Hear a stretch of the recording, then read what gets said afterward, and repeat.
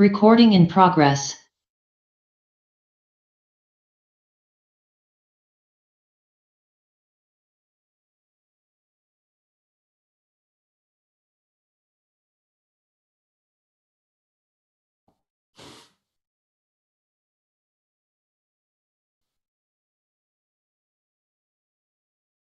Hello, everyone. Thank you for joining us today for today's webinar.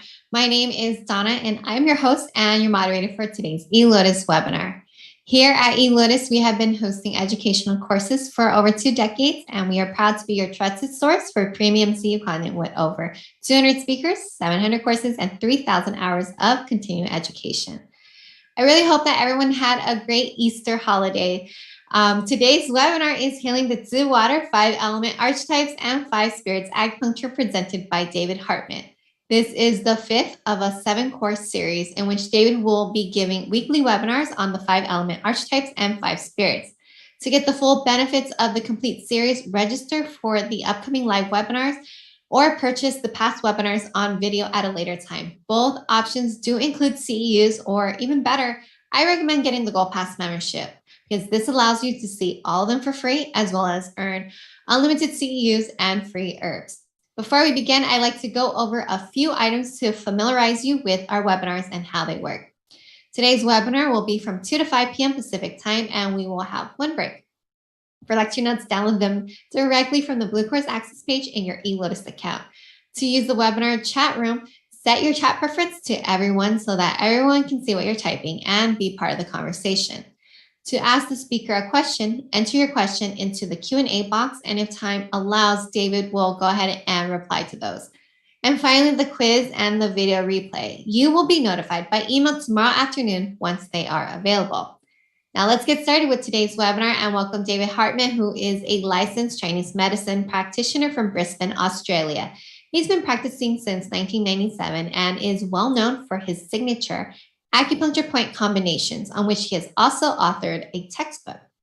David has given presentations at conferences and seminars all over the world. He is always researching and learning new things in the field of Chinese medicine and has a wealth of experience in the field.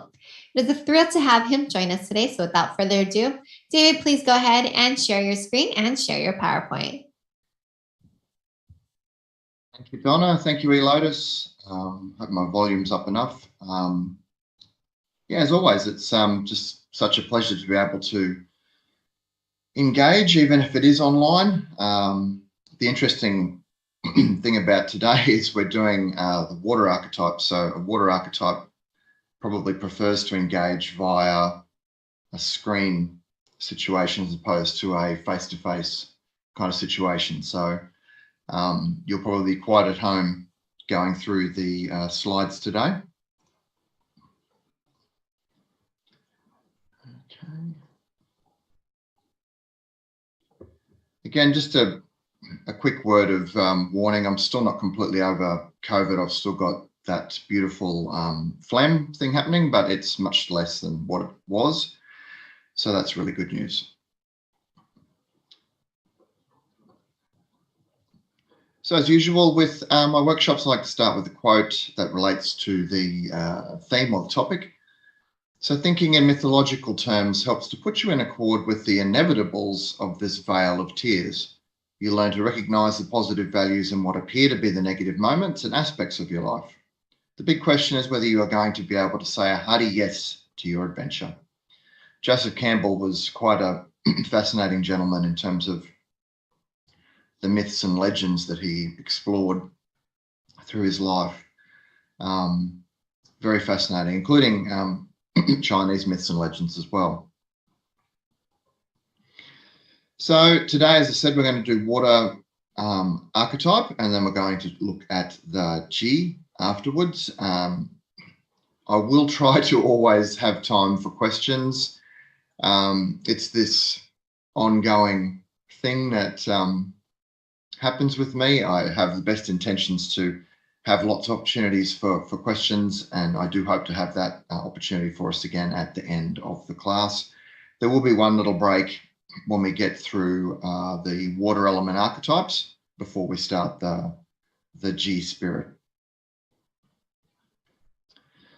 So again, I only added this one in last workshop actually, but it was something that a few of you had been emailing me about.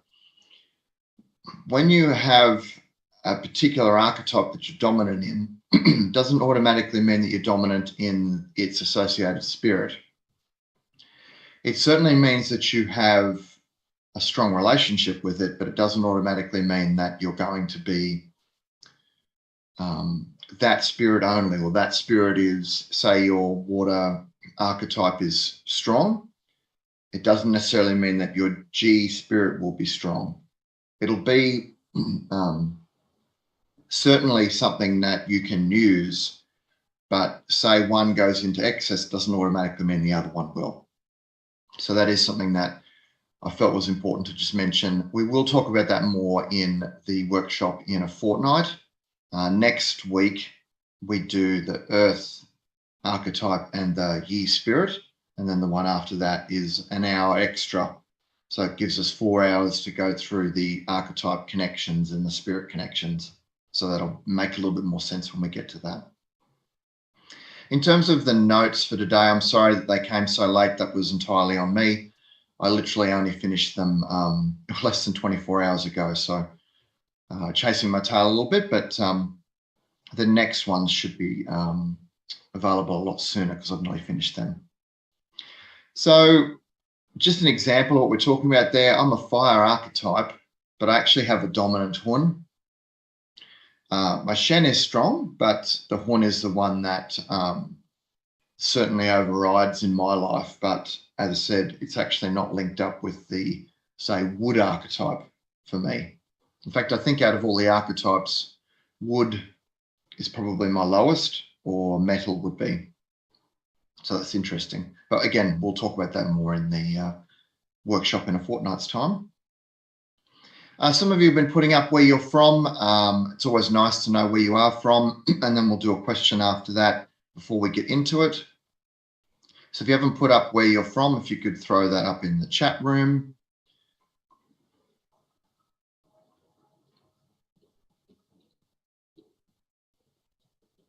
Yeah, so lots of people from America, various places around America. Noticing some of the same cities popping up. So I'm imagining it might be the same people again. Let's have a look. Thank you for your kind words, people. Chicago, Los Angeles, lots of California, San Diego, New Jersey, yep. Huntington Beach. Yes, I remember recognizing that from a book I read. Cool, thank you. I noticed I didn't spend any time on this last week, but what's interesting is when you look at that slide, the landmass of Australia is actually nearly the same as the United States of America if you take away Alaska and Hawaii. And whilst that might be interesting or might not be, what probably is interesting is that there's 26 million people that live in Australia. And last I checked, there was nearly 333 million living in America. So it's about a 300 million people difference between Australia and America, even though we have nearly the same landmass. So I don't know what to make of that, but that's quite interesting. In terms of a question I want to ask you is, do you typically do bilateral or unilateral needling in your treatments? If you could put that up in the chat room as well, please. It just gives me a sense of whether you are using, say you're using these acupuncture point combinations in your clinic, what you're doing with them in terms of how you play with them. Yeah, actually there's quite a mix here.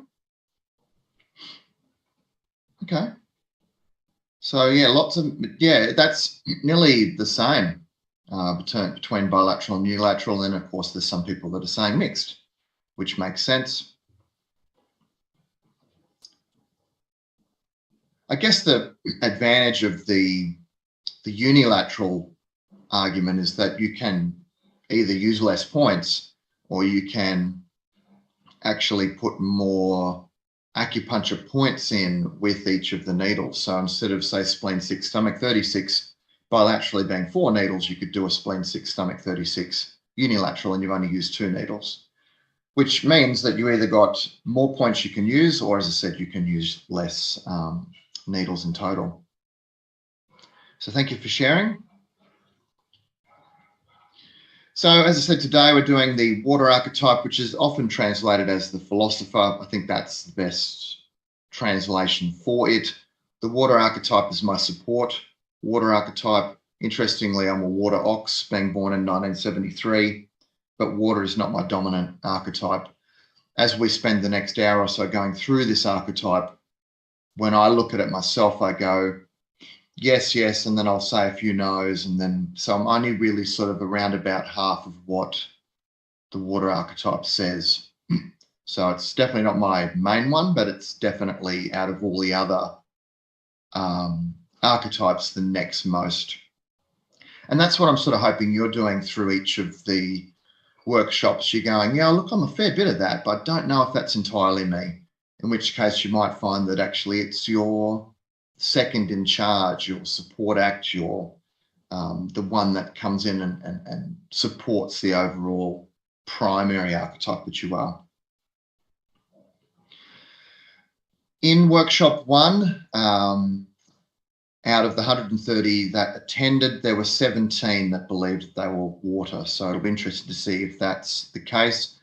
On average, out of all of the archetypes in the years that I've been doing this, in workshops, both live and online, the water archetype is usually the one that has the least number. It's usually pretty close to some other ones. You can see here it's actually was higher than wood and fire. But again, after this, in the next hour or so, we'll check to see which ones you think you might be. And then before the 7th workshop in a fortnight's time, if you are attending that, it'll be good for you to go back through each of these workshops and look at each of them and decide which one you think is your main one, which one you think is your secondary one, because that'll make that 7th workshop probably more meaningful for you in terms of you going, oh, that's me. Oh, okay, this is what that looks like. And from there, I guess it gives you a better sense of who you are. And then from there, it gives you the confidence to be able to diagnose your patients, diagnose your friends, your family, all that sort of stuff. Again, just a reminder that APC is the abbreviated version of acupuncture point combination. It's basically point prescription, a treatment that you construct. For me, it's just that term that I use. I'm actually getting people now calling me the point combo dude, which I kind of find is quite kind of cool, I guess, in a way. It's very relaxed, isn't it? Calling a doctor of Chinese medicine a dude, but I'm okay with that. Again, it's just reminding you that it's about the combination of points you're using that are working together as a team to create the outcome that you're looking for. Again, a few notes that we've had throughout. So the point combinations are not all my design. They're coming from lots of different textbooks, different workshops I've been to as a participant, conferences, Chinese medicine peers. This is how they get constructed. Sometimes they're very much like one particular theme, or they're mergings of different themes. Quite a lot of them have come out of my 2 international texts. A bunch of them come from clinical experience, and I know that's not the same as clinical trials for those of you that prefer to have that form of knowledge. But I think we need to make sure that we never remove the value of clinical experience in terms of acupuncture point combinations that have shown to work for different people.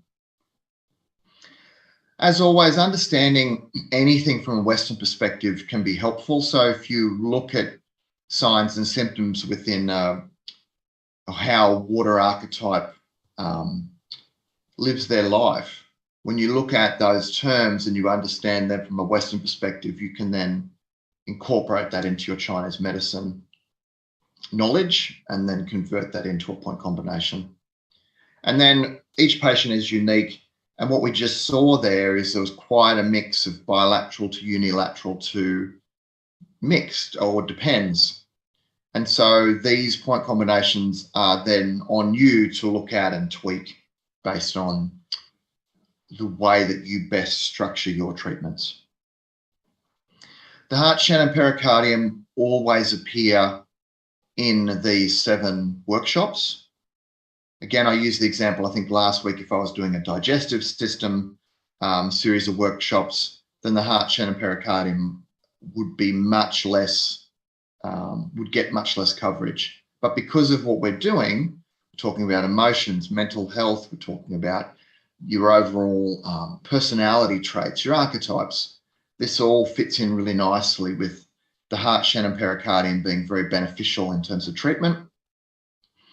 And if you did not see that, there is a dedicated section in the Shén Fire workshop, which was around about a month ago, but is available on eLotus to watch.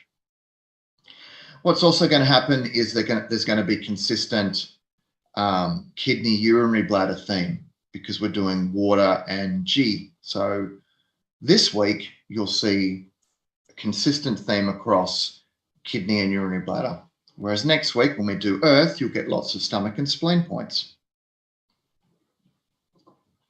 So we're doing water element archetype to start. Socrates, the unexamined life is not worth living. It could pretty much be just about the greatest quote for an earth element archetype. That if that resonates with you, whether it resonates with you as a primary effect, where you might very well be a water archetype, whether you just resonate with that, so therefore it might be more a secondary, or it just is something that resonates with you anyway.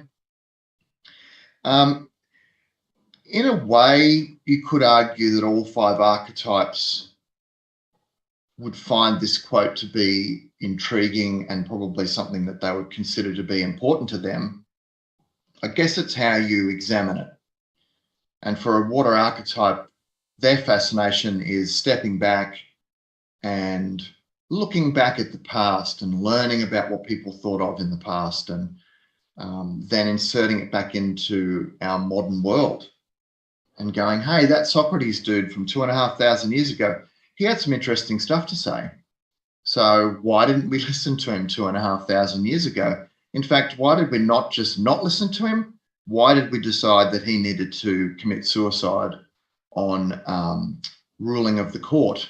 Because he was infecting young people's brains, and that he didn't believe in the God structure that the Greeks had at the time.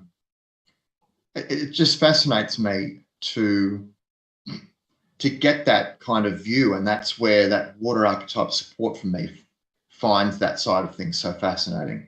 What did people have to say? When I structure these workshops, I'm using that water archetype side of myself to re-embrace, go back through the books, go back through websites, go back through my old clinical notes, my old textbooks, and really immerse myself in the world of archetypes and the world of 5 spirits, so that I can find the single best information that I can possibly give you, which makes it makes me a bit of a perfectionist. And that's why, really, in the end, the slides came so late for you this week, because I just wasn't quite happy enough. So I had a break and I re-immersed myself in it again, and on we go until I went, yep, this is great. I'm ready to go. So as you will have seen throughout the workshops, if you've done any of them before, there's the consistent theme. We're going to look at what the water archetype is also known as, its yin and yang organ relationships, its emotions and 5 spirit relationships, its characteristics, loves, fears, difficulties. And then we start to look at point combinations. So we look at what happens when your water archetype is excess, and then how you would treat that. We look at what happens when you're deficient. What are the signs and symptoms? how you treat that. The regulating balancing, same thing if you're not entirely sure, or you just think that they're not too excess or not too deficient, then the regulating or balancing one is more in that middle space. So it's potentially less aggressive, and actually helps to just even everything out. So if you're a little bit excess with a bit of deficiency, it can help to bring that into balance. And then how you communicate with a water archetype patient, and then how you would change the wording around slightly in order to be able to communicate with any water archetype person you know. You might be walking down your local grocery store aisle and you see someone coming in the other direction and you know that they're an old friend that's a water archetype. So straight away, as you're coming towards them, you can frame your language in your mind for how you communicate with that person. Tell you what, it's gold. Not only is this going to give you much greater patient retention because you understand your patients and they go, wow, that Dave guy, he really gets me. He really understands me because I'm talking their talk. I'm essentially walking their walk. And it's not cheating or faking anything. You're genuine in the way you communicate with them. It's just talking. It's changing the way you speak. It's not, some people in life, maybe they want to change who they are as a person when they're around different people. So maybe they try to be an expert on cars when they're around a group of Western Sydney car nuts. But they know nothing about cars, but they pretend they know about cars. And then next time they're at a barbecue and they might be around people that are all about medical. And so they change the way that they communicate so that they come across as being knowledgeable in medicine. I'm not talking about that. I'm talking about the fact that you know the words that they want to hear.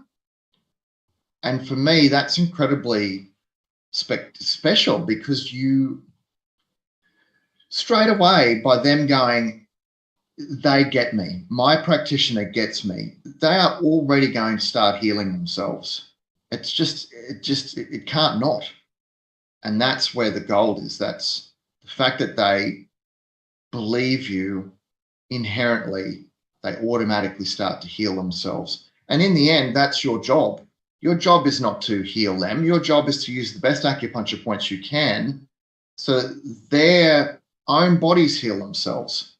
So if you can frame your language so that they start believing you, they're already healing themselves. Then the acupuncture points are healing themselves. If you're doing Chinese herbs, all those things are just snowball effects. And so it literally is a case of they so get you that when their appointment is booked, even as they're driving to the acupuncture treatment, they're already getting better because they're visualizing the wonderful treatment they're about to get. It's a beautiful medicine that we do. And of course, we're going to do acupuncture point combinations throughout, so you've got something to use in your clinic. The references have been consistent as well, almost across the board. I didn't want to overwhelm myself, and I didn't want to overwhelm you with, dozens of different reference points. I think for me, once I've found some reliable peers, I'm going to use those texts for the most part. And I'll always want to explore and become better at something. But for me, I just went, let's just find some. You can see there already I've got more than I probably need to build a workshop, but that's me. I've got to go. Just because Beanfield and Korngold said this doesn't automatically mean that it's right. So let's see what Hicks and Moll has to say. Let's see what Dahl and Davidson, Franklin, etc. have to say. And look for consistency. All right, a quote about a water archetype. So now if you think you're a water archetype, you're paying attention to this. Or if you think that you might not be, well, these will be things where you look at this and go, this is not me, this is not me. Revelation propels the philosopher in her relentless quest for truth. She brings to light that which is hidden, uncovering new knowledge, dispelling mystery, eroding ignorance. The philosopher yearns for meaning that transcends the rudderless meandering of human affairs. What a phenomenal couple of sentences. Don't you love that last bit? The philosopher yearns for meaning that transcends the rudderless meandering of human affairs. The water archetype and the metal archetype are the two that are more likely to retract and stay away from lots of people, big groups. They're happy at home, they're happy on their own. They're the more yin-based archetypes. So human affairs interest them, but from a distance.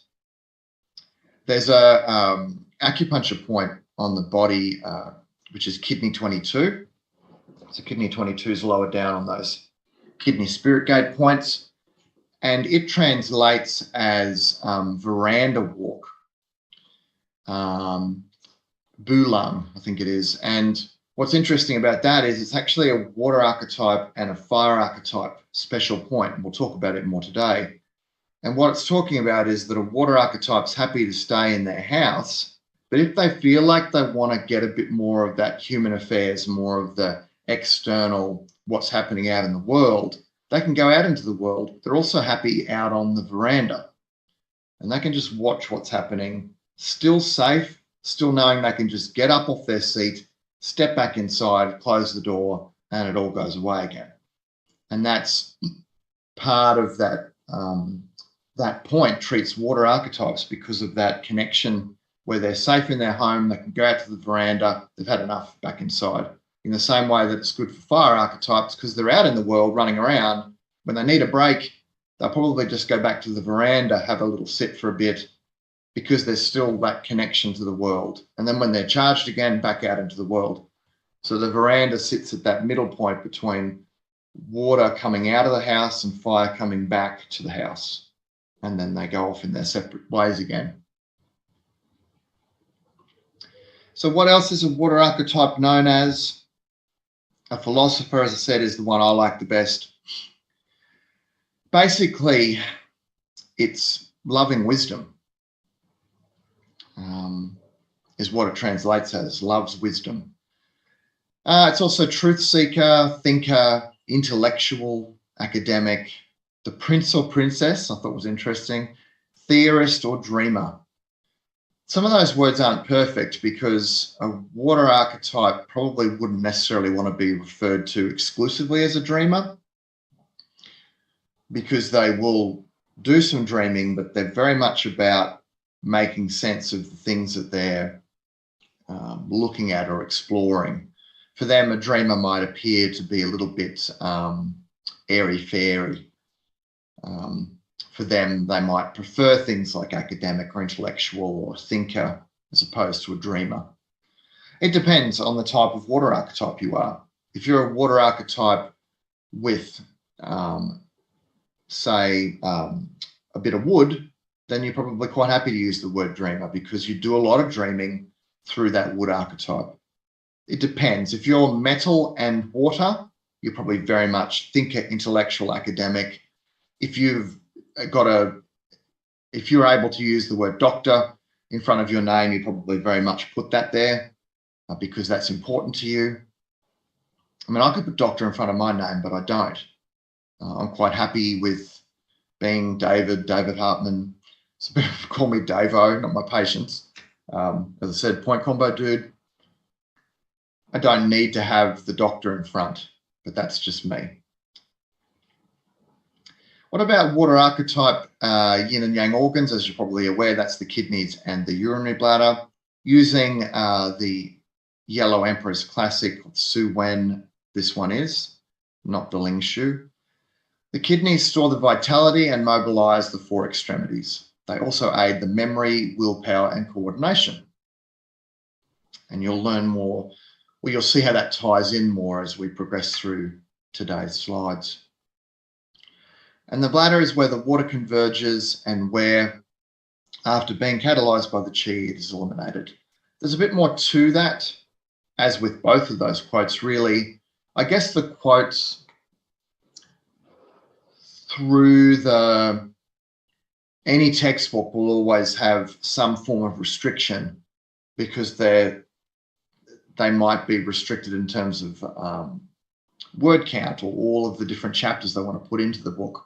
So we can always expand out on these ideas, and that's what happens over this next few hours as we expand out on these two statements. And we look at this idea of the bladder being about water converges, but it's also about ensuring that where the water is and they're supposed to be, that it stays there and doesn't dry up, and where you've got dry areas, that it doesn't become filled with water. So it's kind of in charge of regulating water distribution, a bit like the kidneys are, the sanjiao is, the spleen is, and a few other organs. So the dry bits remain dry, the wet bits remain wet, and that there's no overflow or drying up in inappropriate places. But we will talk about that more a bit later. In terms of emotions and the spirit, it's a little bit, again, it's a table that doesn't have everything, but it's a place for you to get the most likely from. So the emotions that the water archetype has a love-hate relationship with are fear, shock, phobias of any kind. Yeah, look, both yin and yang based phobias, really. Hypervigilance is constantly on the lookout for perceived threats. And so it keeps your yang bubbling away, which is using it up because you are ready to go. It's like fight, flight, freeze, bang, I'm ready. And that's counterproductive a lot of the time because you don't need to be hypervigilant most of the time. So you end up creating enormous amounts of yang, which then gets used up and creates ultimately deficiencies. Panic attacks, anxiety, these types of things. When I say love-hate relationship, when everything's going well, you express emotions when they're appropriate. Obviously, when you're falling off balance, it becomes a hate relationship and you're using the emotions at inappropriate times, either not using them when you should or using them too much to the detriment of other emotions. Excuse me. The G is willpower, courage, truth, fortification, instinctual power, strength, pre-heaven, intellect. That's a big mouthful, all that, and it's even more. When we get to that after the break, you'll see there's a lot more to it, and we'll also explain what each of those mean as well. So that's important for you to know that's coming up. The pre-heaven intellect we will discuss using examples later on as well. But otherwise, most of that probably makes sense in terms of what it's all meaning. Now, this is a quote from a book, and even though I know that this is not a book, if you just kind of substitute the word book for a workshop or whatever, I thought it was a good enough quote to still include because it is a little bit about what a water archetype likes doing. So let's maybe even change the words as we go through. So if you have to read this workshop in parts, think about the content, read those parts again, think some more, and then take a break for a nice meal. You probably have water in your personality, especially if you're watching this workshop whilst you're eating that meal. A water archetype is likely to take the information that I've given you today, sit with it for a while, and then probably go back and maybe read the notes again or watch the recording again, go back to some of the sections. You might not go through the whole thing again, but you're likely to go back to sections of it to get further clarity, then put it down, sit with it for a bit, process it, maybe get out different books and look to see if what I'm saying matches your understanding of it, that type of thing. In terms of the characteristics of a water archetype, they are very honest people.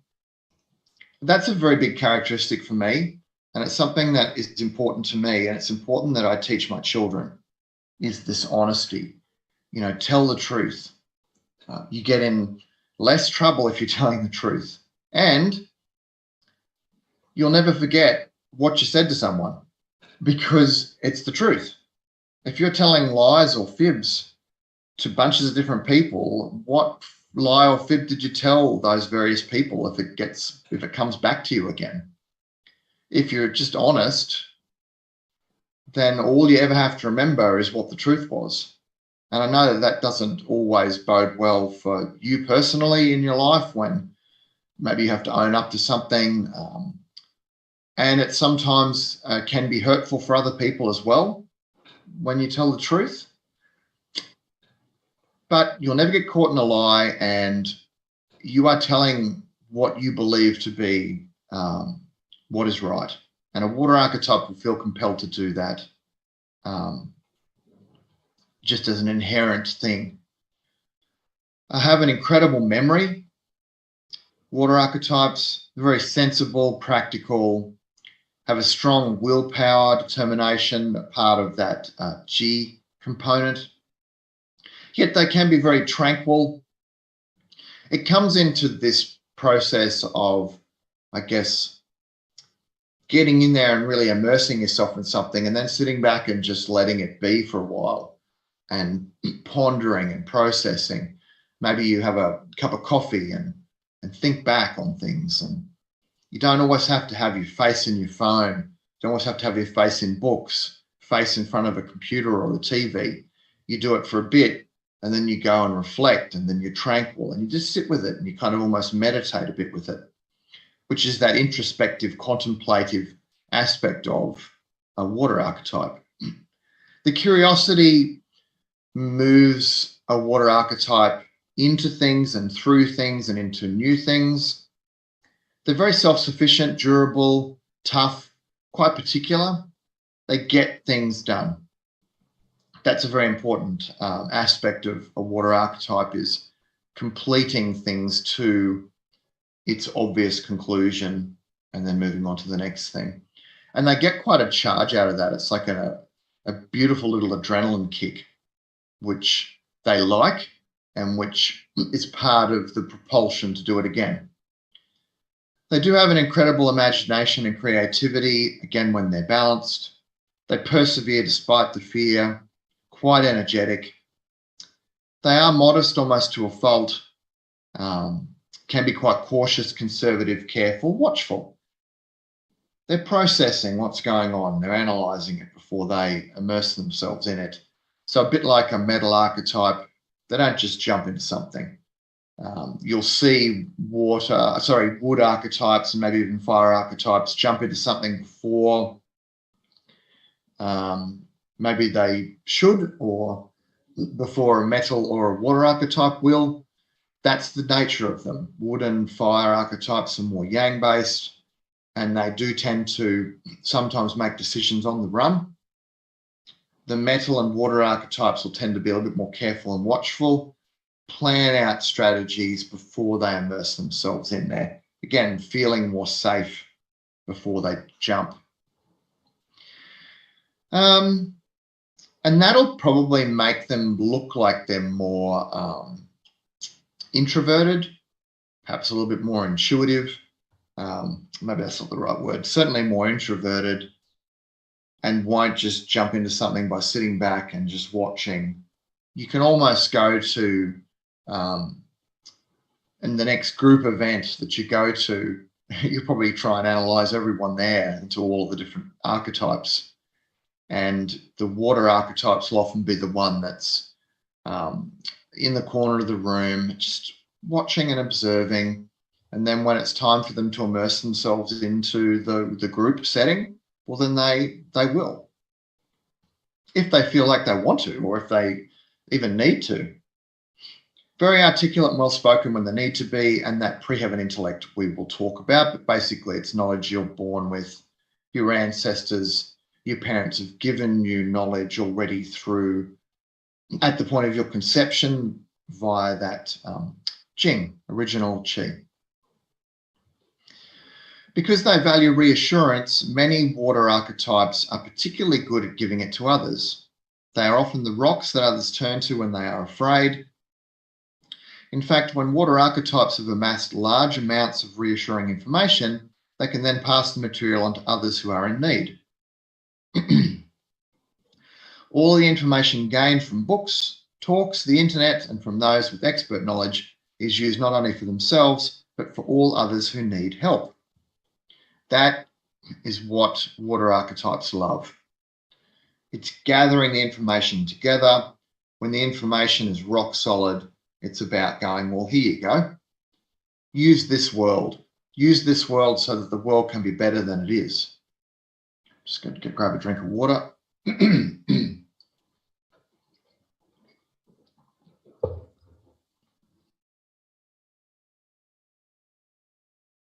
What else do they love? A water archetype loves facts. They love getting to the truth of the matter. And that's where it'll often be that they won't just accept one person's opinion.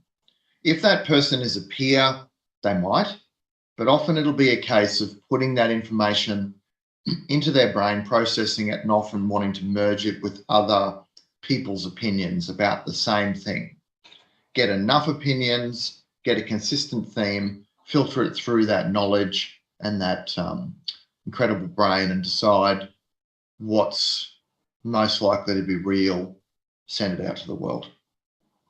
They like to uncover new knowledge, but they're also just as happy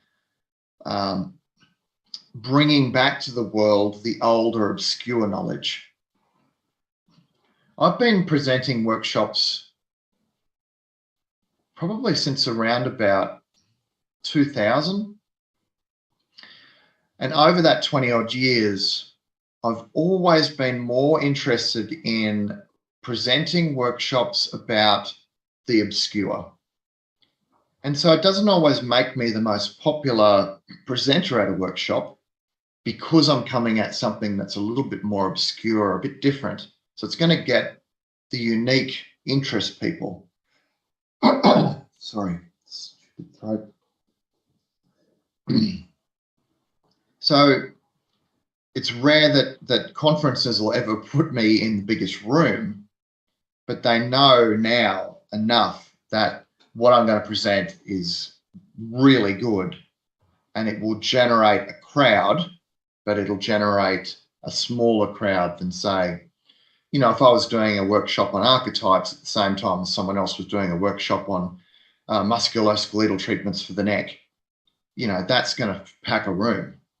Whereas my one is going to be that more unique, a little bit more obscure, and it's going to generate a crowd, but just not as many. So, but that's always been the stuff that's interested me. And because I've been teaching since 2000 as well, as I teach through a bachelor degree, now through a master's degree, I can always find stuff that's never given enough attention. And that often interests me. And that's when I then go and find out as much as I can about it. And then I go, that should not just sit on my computer. It needs to go out to people. And that's when it becomes workshops, textbooks, that type of thing. Water archetypes love finishing what they start. They get a supercharge when they complete difficult tasks. As I said, they get an adrenaline charge from it. They like unlocking the mysteries of the world. And part of that process is finding a good teacher. And a bit like a metal archetype,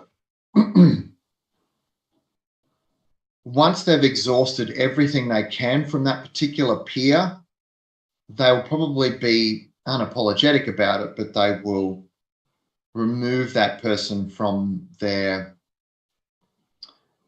influential group and they'll find a new teacher because they're constantly striving to learn and to grow. And they're much more interested in connecting with someone's brain rather than their body. Whereas a fire archetype's much more about connecting with someone's body, the intimacy, the touch. Water archetype's much more interested in the brain, which makes for quite an interesting thing for me, with the fire archetype being dominant, with the water archetype being the secondary. There's this part of this is a bit of a conflicting thing. We talked about it last week with metal, and one of you being metal with possibly wood. There's going to be a really interesting dynamic going on there in yourself. Water archetypes love the privacy. They love the remaining anonymous and the me time. It's really, really important for water archetypes to get that me time so that they can pull away, really immerse themselves, no interruptions, if they have a mobile phone, they'll either put it on silent or they'll put it in a different room. They won't want other people distracting them, and they just get in and take as long as it takes to learn this thing without those interruptions. The constant interruptions for a water archetype is aggravating. It throws them off. They're really getting into it, and then they get interrupted, and then it takes a while to get back into it again. Then they're interrupted. I don't like that. Some archetypes are less fussed about that sort of thing, but water archetypes really, if they're immersing themselves in something, don't interrupt them.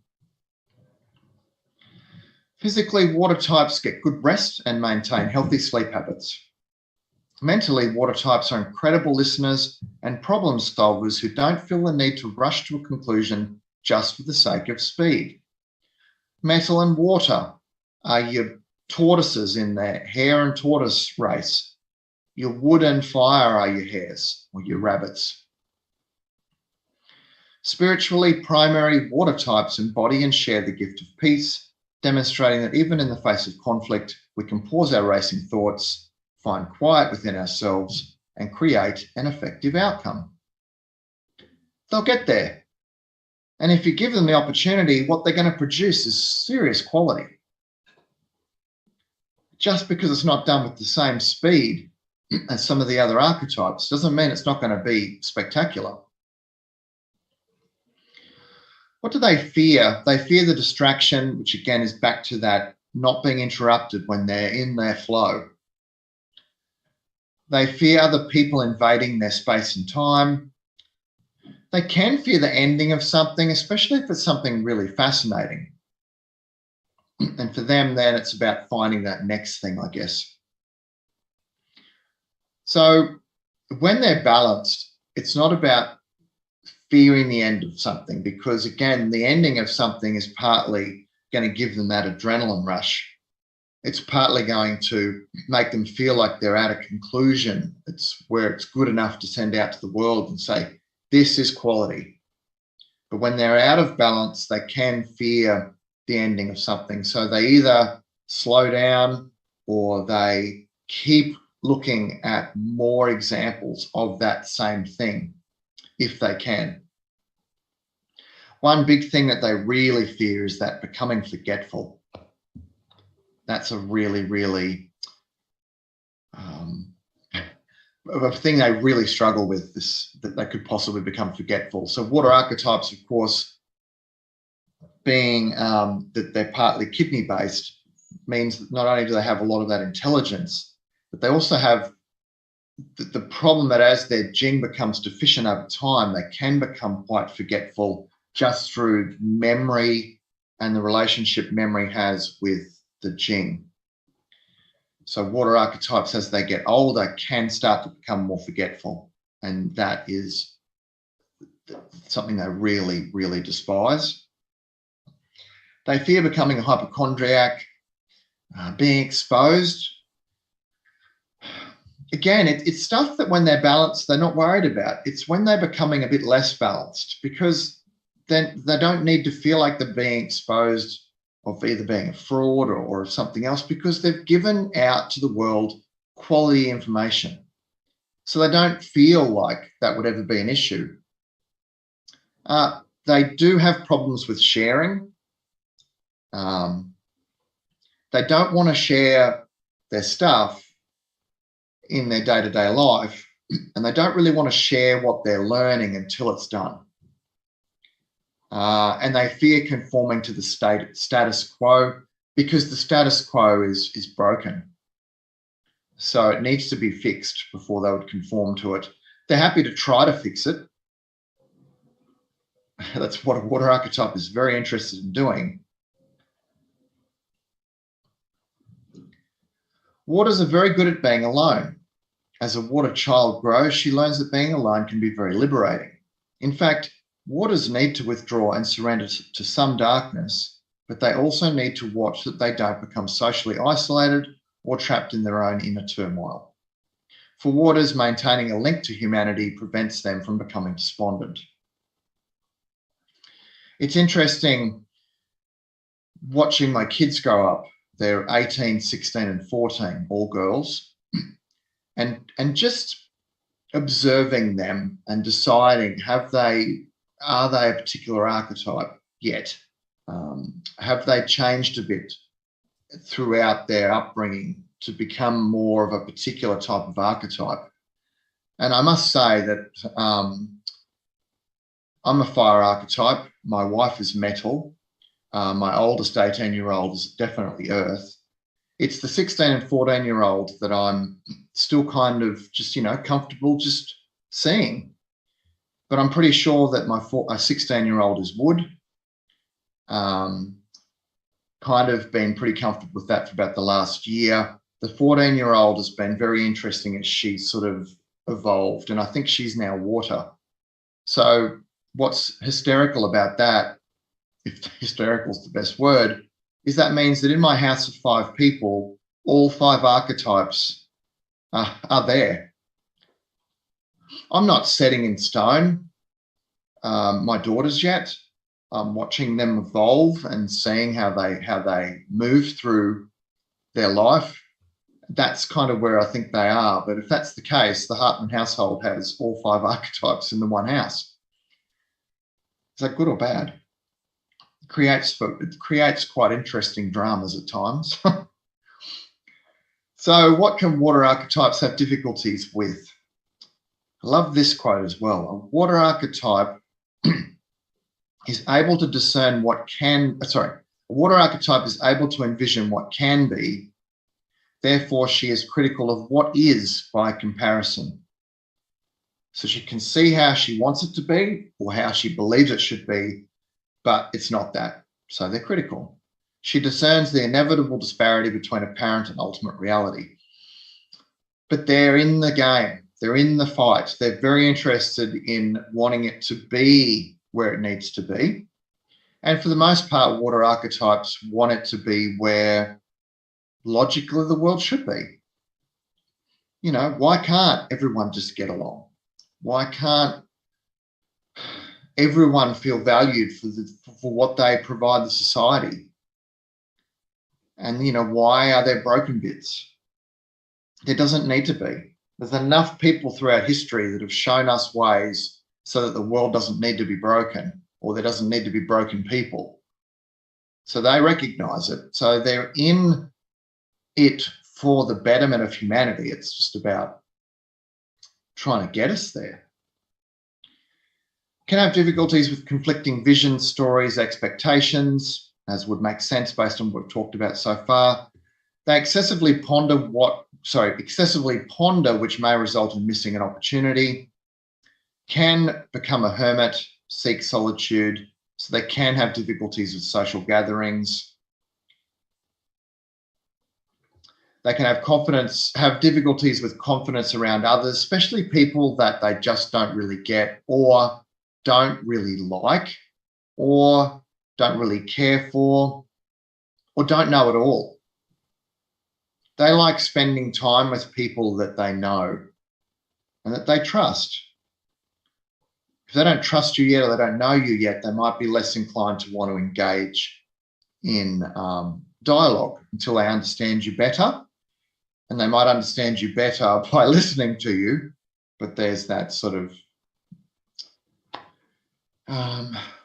whole yin and yang dynamic. It's about giving you the chance first, but are they going to? They can have difficulty with generosity. Again, it's about getting to a point where they're happy to be generous. They don't really express their emotions, and they can come across as being quite eccentric, which they are partially, but not entirely. When our labours demand that we stop, rest, and take stock of what we have done and rededicate ourselves to a fresh purpose, our water aspect gives us the renewed vitality and will to carry on. All right, let's look at what happens when they're excess. Well, they probably share nothing. They're cagey, suspicious, superficial or deep, quite anxious, possibly voyeuristic. They can become quite dishonest, which is one of these interesting things. It's like any archetype, when they become excess or deficient, they often move into the things that they're the opposite of what they would normally be. They become quite suspicious of everyone and everything, can become quite unforgiving. So you burn them and that's it. There's never any other chance with them. They quit when they're afraid instead of going all the way to completion. They can appear quite preoccupied or fussy, precious, trivial, and they get quite forgetful, and that's affecting their ability to complete things as well. And they get this non-specific feeling of dread and foreboding, which is in the excess and the deficiency. And this creates quite a lot of anxiety, panic attacks potentially, or at least if it's not a panic attack, they're feeling really off in their body and in their brain. Extremely critical, cynical, blunt. They get distracted from a task either through their anxiety, fear of failure, and then their excess. So oddly, they can become a little bit more extroverted. So they outwardly covet, crave, or yearn for what they don't or can't have. If they've been a balanced person at some point in their life, they recognize where they were, and so they can crave or covet that. It doesn't have to be that they crave or covet what other people have. They just want to go back to the way they were. They rarely finish what they start, likely to fall in an exhausted heap if they do go to the trouble of finishing that particular task. So instead of getting the rush, the adrenaline kick from completing the task, they just feel exhausted, and then they go, well, why did I bother? It's just like too much effort. Alternatively, they never give up and keep searching, which also means that they rarely finish what they start. And that would be where they're researching something and half a dozen experts or perceived experts isn't enough information for them to feel happy with it. So they go with another half a dozen, then another half a dozen, and then they just end up with a whole overwhelm of so much information that you know, what do you do with that anyway? How do we put that all together into a refined product that can then be given out to the world? So let's look at how you might treat an excess. Now, both water archetype and the metal archetype, when they're excess, energy tends to funnel down. Whereas with the other three, typically the energy goes up. With earth, it's a bit inconsistent. If your earth archetype is excess through spleen, energy can dump down. If it's earth archetype through excess, it tends to go up through the stomach into the head. Wood and fire excesses up into the head. Water, metal excesses down into the feet. So we want to draw the energy up. So do 20, highest point on the body drags that energy up. Then we've got both. The water archetype typically has two of the kidney spirit gate points that treat it. You could argue that all of them do because they're all on the kidney channel, which is part of the water element. The two better ones are the first one on the kidney spirit gate and the last one on the kidney spirit gate. I offer this up to everyone, and if this is the first archetype workshop you've watched, I have a little 20-slide document on the kidney spirit gate. So if you would like a copy of the kidney spirit gate document, email me.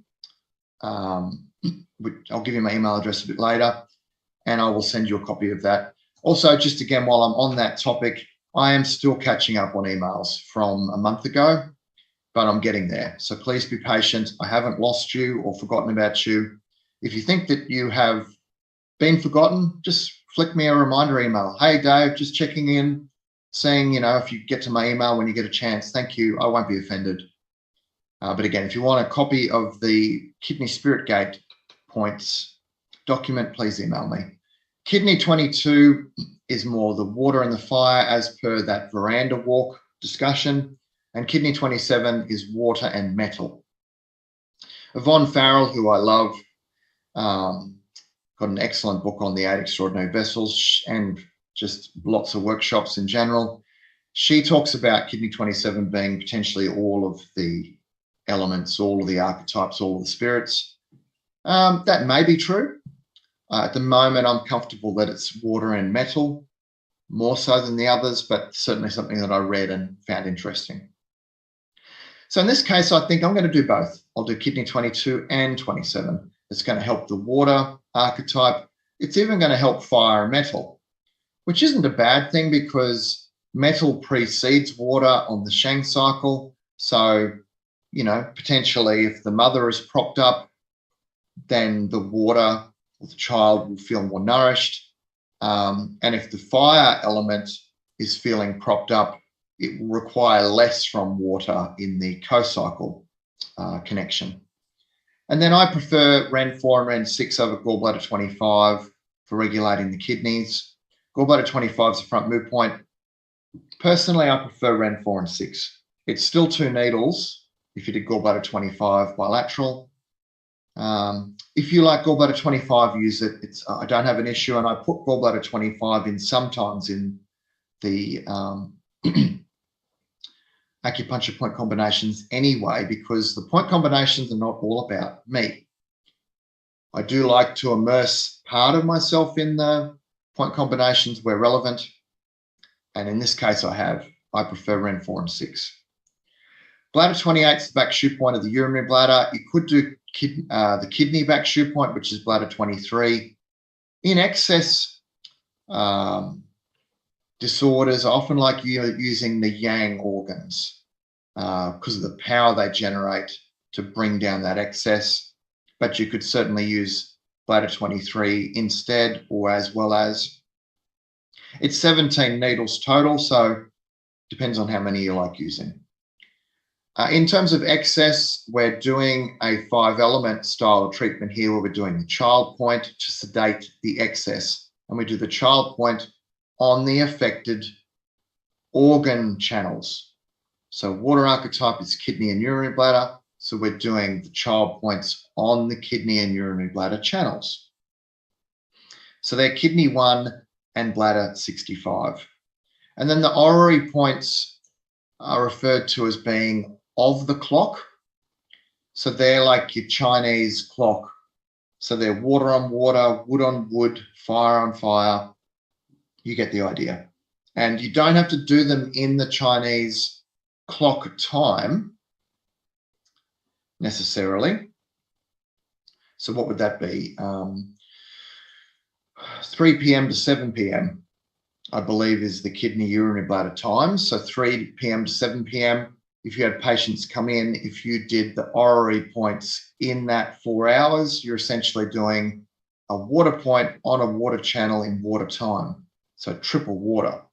But if you did them outside of the Chinese clock, it's still a water point on a water channel. It's still double water.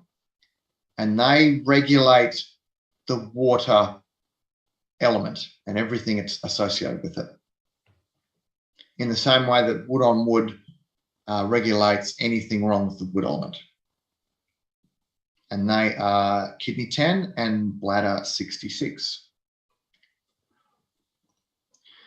When water is your primary archetype, its even, steady insight directs the way you interact with your environment. You share the gifts of knowledge, enlightenment, contentment, and courage with the world when you're ready. It's almost needed to have those last 3 words in there. When you're deficient, how's that going to look? Well, now you probably never see these people.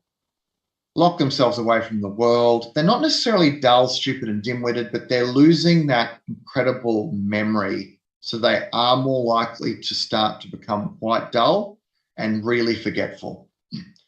They will feel abandoned, even though they feel safe, locking themselves away from the world. Every archetype likes to be around people sometimes. And so they will start to feel left out, abandoned. The world's going on without them. They're probably quite soft and spineless, probably very dishonest, partially because they don't want you to know how they really are, and partially because they might want you to still think that they're incredibly intelligent. And this can happen with people as they get older. And this slide, even though it doesn't have depression, suicidal tendencies attached to it, the older you are, if you fall into these types of deficiencies, that can explain people's depression and possible suicidal tendencies, possibly even suicide. The highest percentage of people that actually commit suicide in terms of age brackets is actually the elderly. It's not the younger ones. The younger ones are the fastest growing percentage, but the older population are actually the highest percentage of suicides.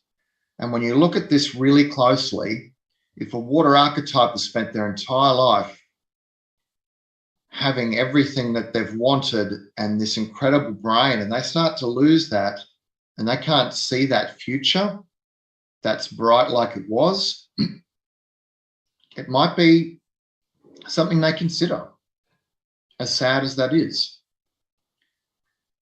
And of course, what else is going to happen? As they get older, they're probably going to have all sorts of other elderly-based disorders that might be just snowballing that feeling.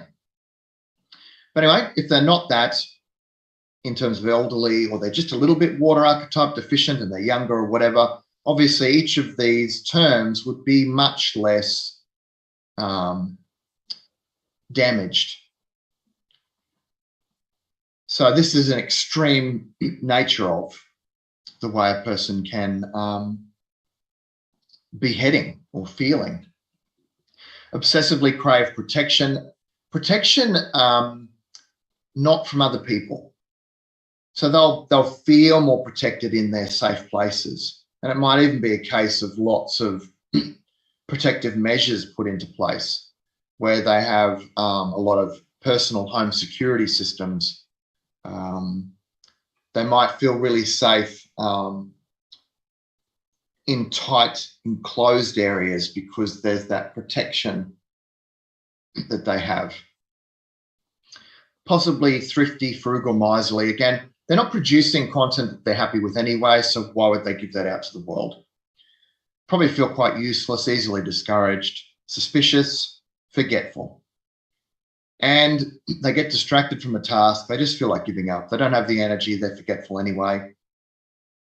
And instead of the excess water archetype being outwardly coveting, these people inwardly covet what they don't or can't have, either what they see out there in the world or the way they used to be. They almost definitely will have a phobia and that non-specific feeling of dread and foreboding that was in the excess as well. Now, do 20, in my opinion, raises energy or drops energy.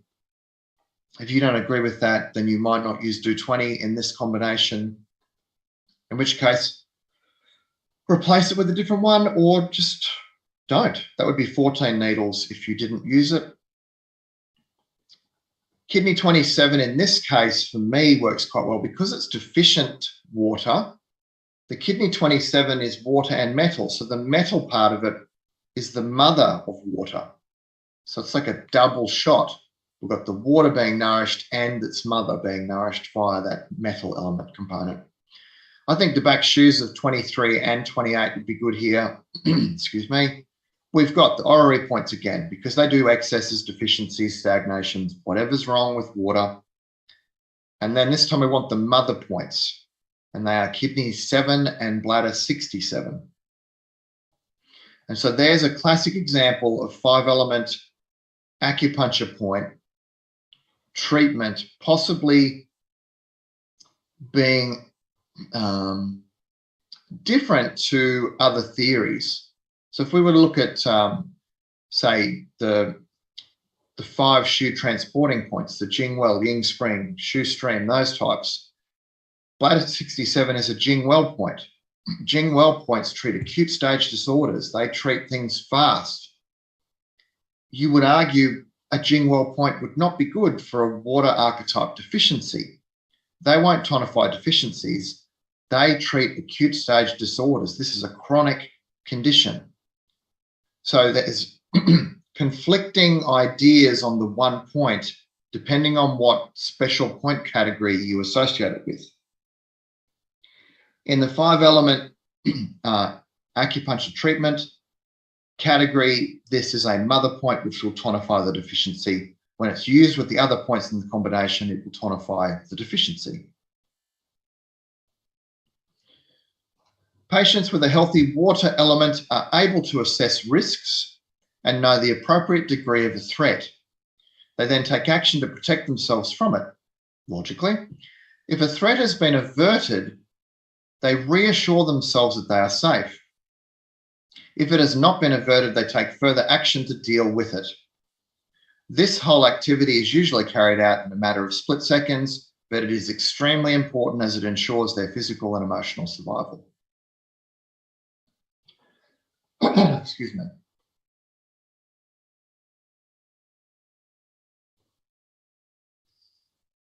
Now, water archetype regulating. Again, if you're not sure or you think they're a bit deficient or a bit excess, nothing too major, then you might go more the regulating treatment.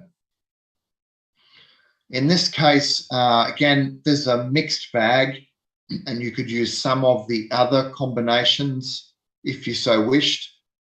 In this case, I've chosen kidney 22, but again, kidney 27 would work.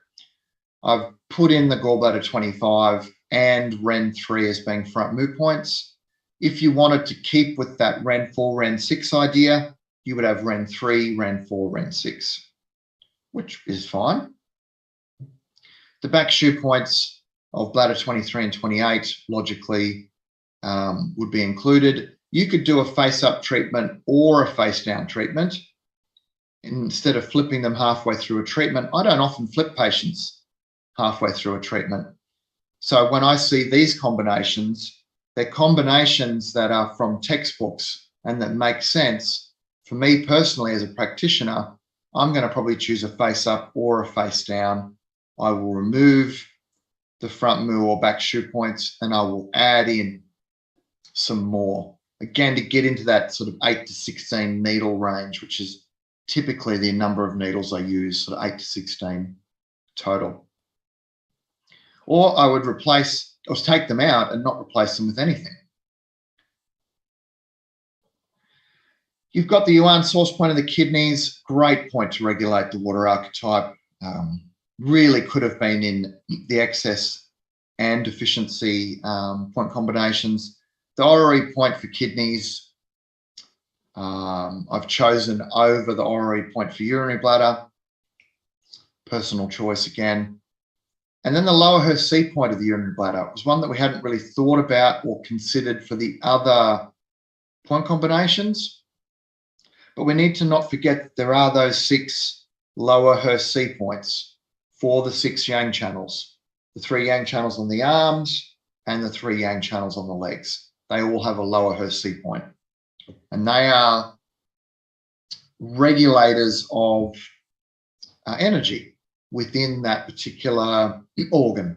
So by regulating the urinary bladder, we'll regulate the kidneys, we'll regulate the water archetype. So if you think you might be a water archetype, here's an interesting little statement.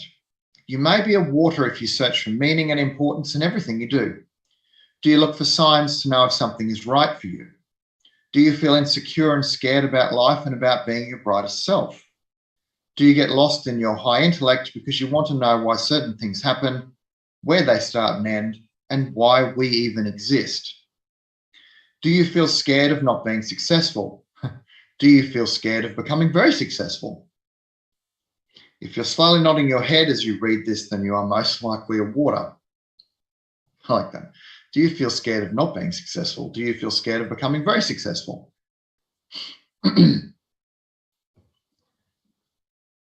they're happy in their safe place. They don't need to be gallivanting all over the world, presenting their information to the world. They found the information that was obscure, or they've been able to come up with new ideas for things. Then it's about just giving it out to the world, and then they can deal with it. They don't need to be the one that's out there trumpeting it. The fire archetype can trumpet it. They're good at that. It's about, for them, success doesn't matter. What matters is the information they find that needs to get out to the world to help the world. That's what matters, not their success. So how do you communicate with a water archetype? Again, you've probably got a sense of this now. Discuss the history and the philosophy of Chinese medicine. Boy, will they love that. How it came to be, how it stayed pretty much the same, yet evolved massively for the past 2,000 years. That'll interest them because they like contradictions, because they want to understand how the contradictions come about, or how things can be certain ways. Tweak their inherent curiosity to know more about Chinese medicine. If you're not careful and you have that patient for a while, they might end up knowing nearly as much about Chinese medicine as you. And they'll probably ask questions you can't even answer, which comes to a point in a minute. So get them to use their willpower, determination, and drive to enhance the success of the treatment. They'll do that anyway, but certainly telling them that that's part of how Chinese medicine can be so successful is that they're actively involved in it. Oh, wrong way. If you don't know the answer to something, then always tell the truth, as they'll respect you more because you're honest, and they'll know you're lying anyway. So if they ask you a question about Chinese medicine, because they will, and you don't know the answer, just say, I don't know. But you can do it in their language. You can go, oh my goodness, that is such a fascinating question. I'm going to do some research on that and learn more about it myself. You're the first patient that's actually mentioned that to me. You know, this type of language, they don't need to hear that they're the first person that's ever asked that question. A wood archetype would want to know that, but they are still they're hearing the language about, you know, the fact that they are finding questions to things that are perhaps a little bit more obscure and aren't common, because that's, again, the way a water archetype will click. And you know what? They'll ask the question. If you don't know the answer, you tell them.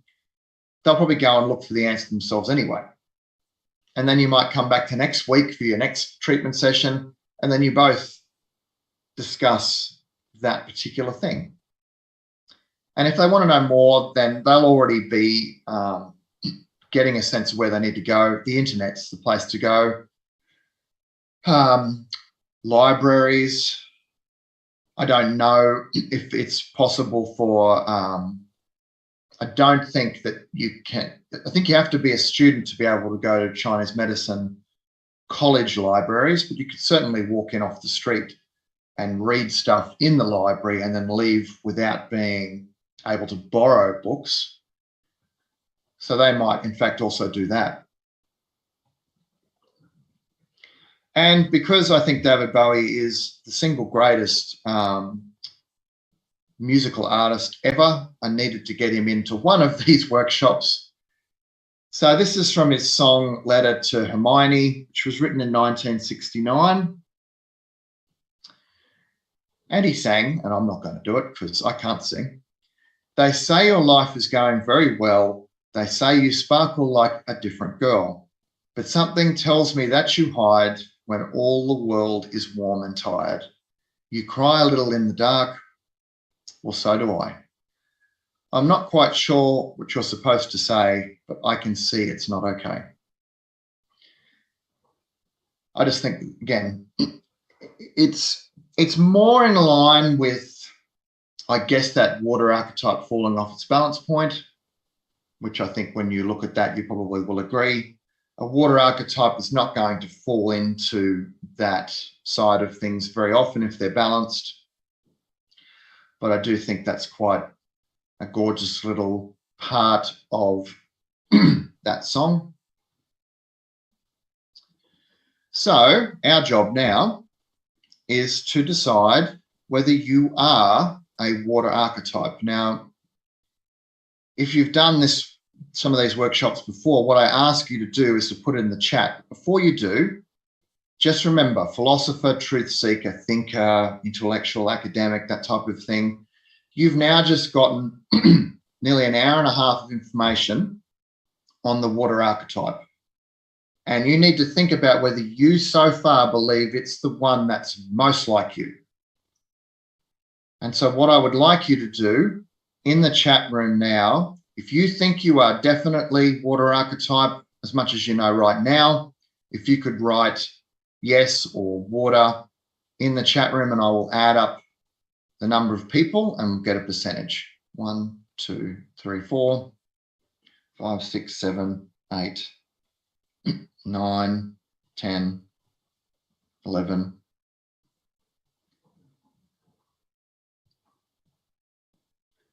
12, 13, 14,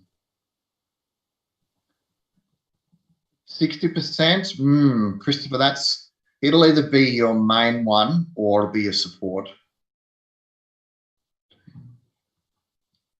16. No, you won't be all of that. That's a good question, Barbara. Well, it's not a question. A lot of water, maybe not all. It's very rare that you're going to be all of what's written. A primary archetype, and this might be, if you haven't watched the first workshop, go back and grab a copy of that, because it talks about you'll be about 60 to 80% of what's written. Water archetype systems, any archetype system has flaws because it's trying to insert into the wider community a structured system. So in the 5 element archetypes, it's basically saying everyone on the planet is one of 5 different types. And so, of course, that's not going to match up for everyone. Same with numerology. It's basically one of 9 different types if you don't count some of the double digits. So Myers-Briggs puts you into categories. So it's not perfect for everyone. So about 60, 80%. Now let me go back and quickly look at the numbers again. Excuse me, dearie me. Apologies consistently. In wonderful news, a couple of weeks ago, the phlegm was all liquidy, and now it's just become a concrete thing that I just can't get out. So joy. Too much information again. 1, 2, 3, 4, 5, 6, 7, 8, 9, 10, 11, 12, 13, 14, 15. Not counting the husband, 16, 17, 18, 19, 20, goodness, 21, 22, 23, 24, 25, 26, 27, 28. Okay. 28 out of 145. Because I'm not a mathematician, I can't just work that out in my head. 28 divided by 145. Well, there you go. 19%. So you're a group that is probably the highest that I've had in a workshop before, which is fine. Everyone's different. I had a workshop once where I had, I think nearly 100 people, and 60 people were Earth, and they were all standing over on one side of the room the workshop was in. It looked like the whole room was going to collapse, and there was one water out of 100. She was standing over in the corner all on her own. Sorry, I just find that so amusing. But that was I've never had that before or since either, but there you go. If in our virtual room, 20%, which is basically a fifth, which, if all of the archetypes were equal, then that's matching up. So yeah, there you go. That's probably going to be the second highest, I would say. So thank you for sharing that. We will look at the different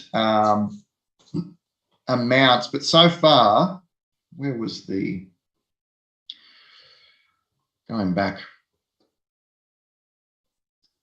there. So I think from memory, and we'll do this again in the 7th workshop, once we've done Earth next week, wood archetype ended up around about 14%.